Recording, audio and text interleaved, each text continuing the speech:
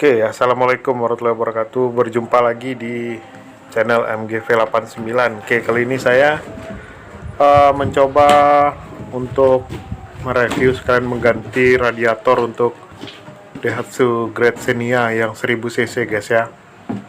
Ini saya pakai Tripindo ya. Jadi untuk khusus untuk Xenia yang 1000 cc nya ini beda dengan 1000 cc tipe LI Xenia yang old ya guys. Oke, di sini bisa kita lihat ya, untuk kualitas itu bagus. Itu berupa pembuka pembuangan air radiator, itu hose yang akan dipasangkan di lower tank. Untuk kondisi dari radiator ini hampir presisi dengan yang orinya. Kualitasnya cukup bagus. Nomor 2 nya bisa lah dibilang guys ya. Untuk harganya nih kisaran 8,5 hingga 1 jutaan ya. Merek-mereknya pun bermacam-macam, ada yang merek Tripindo, ada yang Koyorat. Kalau yang untuk oriannya sekitar 1,5-an ya. Jadi untuk merek Tripindo ini kalau dilihat secara visual itu cukup presisi, bagus, dan juga banyak juga teman yang memakainya ya. Dan semua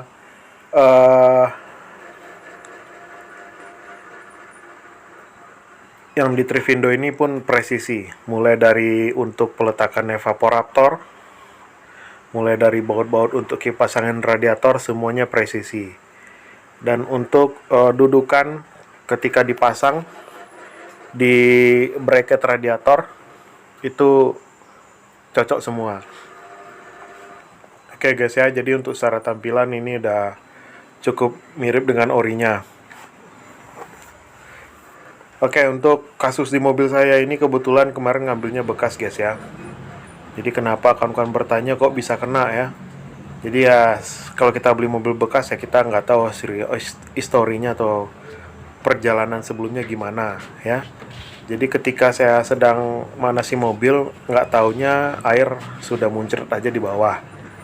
Setelah dicek, kebocoran ada di lower tank ya, tempat penutup yang bagian bawahnya sudah keropos, dan dudukan untuk radiator di bagian bawah rupanya sudah las-lasan. Ya itu guys ya, kalau kita membeli mobil bekas harus teliti ya. Tapi yang namanya mobil bekas pasti yang kita inginkan harganya terjangkau. Tapi kalau sudah kejadian seperti ini, kita harus cepat untuk menggantinya. Jangan dipaksakan mobil untuk berkendara karena akibatnya fatal, bisa overheating, blok segala macam bisa rusak, bengkok, piston dan isi jeroan mesin harus kita ganti. Memang ada orang yang menjual untuk lower tank, upper tank, tapi tidak cukup menjamin ya. Kalau dapat yang mekanik yang bagus ya hasilnya bagus ya. Selagi masih bisa kita ganti yang nomor 2 pun nggak apa-apa guys ya. Jadi di sini yang perlu kita lakukan ya, karena ini cukup ribet membukanya, jadi saya hanya membuka bagian grillnya saja ya. Jadi klip-klip yang di grill kita buka ke semua wire clipnya. Kalau untuk membuka bumper sih lebih bagus lagi ya, karena setelah saya telusuri, setelah saya bongkar rupanya baut yang tidak terpasang juga. Tapi untungnya ya, masih ada untungnya guys ya, kondisi mesin masih bagus. Oke, setelah klipnya itu terbuka, di situ untuk bracket dari radiator besinya kita buka guys ya. Di situ ada menggunakan baut 10. Di situ kita buka. Kemudian untuk pembuka dari kap mesin itu ada 3 baut, kita buka. Dan ada 1 baut yang menempel di dekat aki.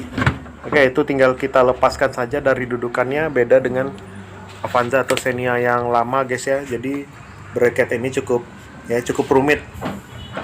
Harus sabar jika kawan-kawan ingin menggantinya sendiri. Gak usah ngeluh guys ya. Ya ongkos-ongkos pemasangannya bisa kita hemat. Kalau yang nggak mau repot ya ke bengkel aja ya kan. Oke, sebelum kita cabut itu untuk bracketnya ada semacam switch untuk kap mesinnya itu kita buka. Oke, bisa kita lihat ya untuk perbedaan antara Avanza lama, Xenia baru, Xenia lama, itu bedanya di bracket radiator. Oke, kemudian untuk hose yang di upper tank itu klip untuk pengunci hose kita buka atau pengunci selangnya menggunakan tang. Kemudian untuk menggunakan menggunakan obeng untuk membuka bisa juga, tapi itu dengan cara digoyang-goyang di hose-nya sampai dia terbuka. Begitu juga yang di bawah, ini udah saya buka, tapi jangan lupa guys ya, karena kasus saya untuk radiatornya sudah bocor, jadi airnya sudah terdrain. Jangan lupa untuk drainnya dibuka dulu. Oke, setelah hose bagian bawah terbuka, di situ ada bracket atau baut untuk kipas radiator. Itu satu baut udah nggak ada guys ya, yang satu baut lagi jangan lupa dibuka, itu menggunakan kunci 10. Total baut yang lengket ke radiator itu ada 4 baut, 2 di bawah dan 2 di atas. Oke ya, ini posisi baut yang ada di atas, kita buka. Jadi enggak fokus gitu. Kemudian tidak lupa baut yang di bawah, jangan sampai dihentak ketika membuka, pastikan baut sudah terbuka semuanya. Kemudian radiator bisa dipinggirkan sedikit untuk mendapatkan ruang yang lebih aman. Oke, totalnya ada 3 baut, sebenarnya ada 4 baut ya guys. Kemudian lanjut ke bagian evaporator AC. Jadi di sini ada 4 total baut juga, 2 yang ada di atas dan 2 yang ada di bawah. Dan di sini baut yang terpasang hanya 3 dan 1 lagi baut yang ada di bawah. Itu menggunakan kunci 10 semua guys. Ya, tidak ada kunci-kunci yang spesial, kunci-kunci yang tracker nggak ada. Hanya ya kesabaran aja. Ya, setelah semuanya terbuka, terlepas dari radiator, bisa kita lihat. Ini radiator bisa kita lepaskan dari bracketnya. Oke guys, inilah penyebabnya guys ya. Radiatornya sudah bocor di kisi-kisi bagian bawah. Ya, mungkin ini sudah dirakit ulang atau sudah pernah perbaiki, bisa dilihat itu udah bekarat, dan untuk dudukannya masa seperti baut, berarti ini udah pernah dikerjakan sama tukang servis ya, namun hasilnya begini ya.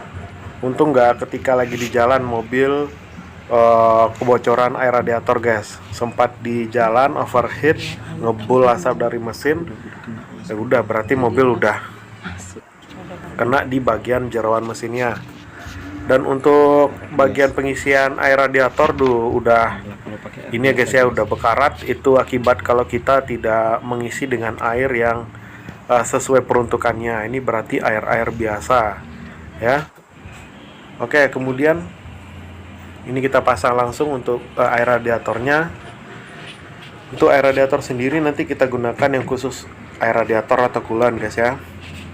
Menggunakan air mineral, air distilled water juga bisa, air AC yang tidak ada mengandung mineralnya. Tapi tidak lupa juga per 10 ribuan kita kuras air radiatornya supaya untuk menjaga kisi-kisi bagian radiator tetap berfungsi sempurna. Ya, jadi untuk pendinginan, untuk ruang mesin mudah-mudahan aman. Setidaknya kita sering melakukan preventif. Oke, kemudian untuk baut dari kipas radiator tidak lupa kita pasangkan 2 di atas dan 2 baut di bawah menggunakan kunci 10.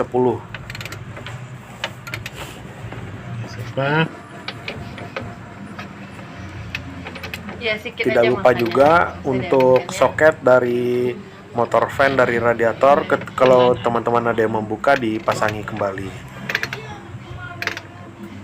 Ya, besok Bunda buatkan. Untuk mobil ini guys ya udah berjalan 95 ribuan. Ya itu kita nggak tahu karena kita ngambilnya bekas. Ya rupanya kondisinya seperti itu.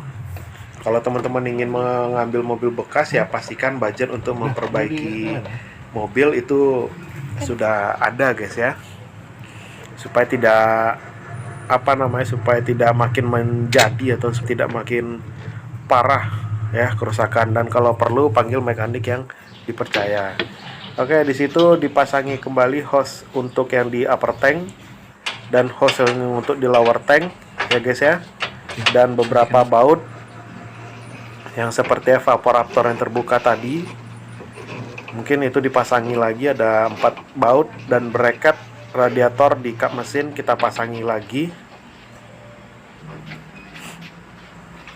Kemudian untuk ini ada semacam cover tutup radiator yang ada di dekat grill, itu kita pasangi kembali. Di situ ada 1 baut ukuran 10.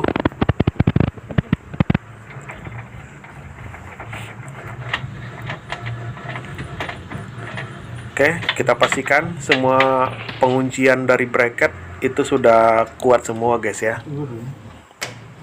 Kemudian grill kita pasangi kembali wire clipnya. Kita cek lagi baut-baut apakah sudah kuat semua apa belum. Oke guys ya.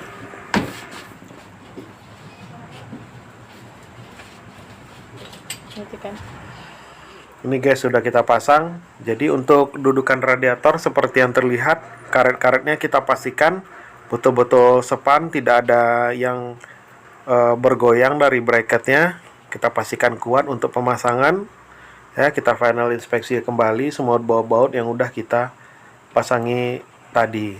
Dan terakhir untuk reservoir tank dari radiator kita pasangi lagi. Di situ ada tempat dudukan yang reservoir tanknya bagian bawah,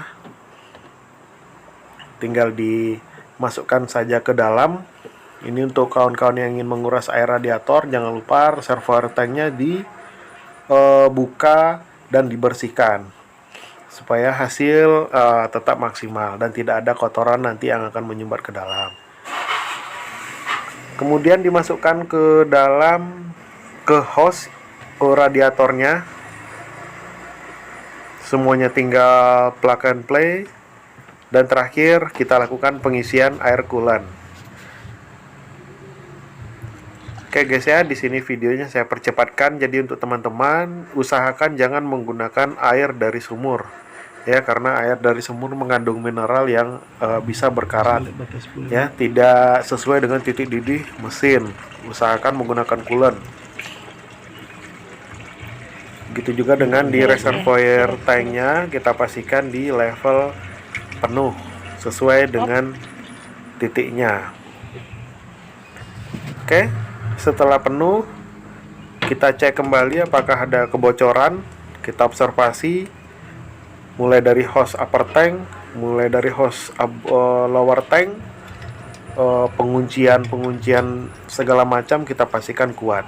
Kita tutup kembali radiator capsnya.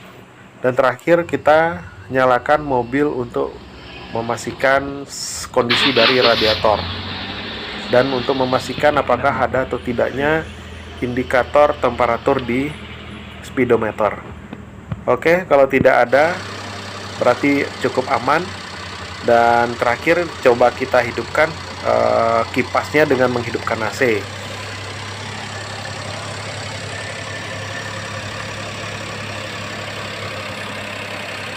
Oke, jika terjadi ada kendala segera matikan engine dan pastikan lagi apakah ada yang kurang-kurang masangnya, apakah ada yang kurang kuat ketika kita memasang hose-nya, supaya ketika kita bawa berkendara tidak terjadi hal yang tidak kita inginkan. Oke guys ya, mungkin caranya cukup gampang. Mungkin untuk teman-teman lebih berhati-hati lagi ketika akan membeli mobil. Pastikan dibawa mekanik yang dapat dipercaya. Kalaupun ada yang kerusakan, mungkin nego-nego dengan yang punya pemilik mobil agar mendapatkan harga yang relatif lebih murah. Terima kasih sudah menonton. Ditunggu video saya selanjutnya. Assalamualaikum warahmatullahi wabarakatuh.